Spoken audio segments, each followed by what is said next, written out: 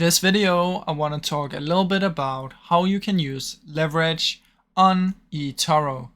Now, usually leverage is only for CFD trading, so you need to make sure that you're eligible for CFD trading. Now, to do this, you need to complete your profile and you need to answer the questionnaire completely and truthfully. And if your answers align with CDF trading, then you will be able to do CDF trading.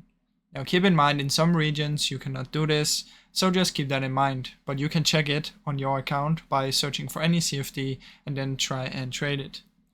Now let me quickly go through here since it's not available in my region, but what you need to do is just check if you can use it and make sure you answer the questionnaire. After that, then you just want to find whatever you want to trade, and inside of there you can press on open trade. Now in there you should be able to find something called leverage if you're eligible, and then you can just pick however much leverage you want to use. Now after that, just set up the trade like you normally would and just open up the trade.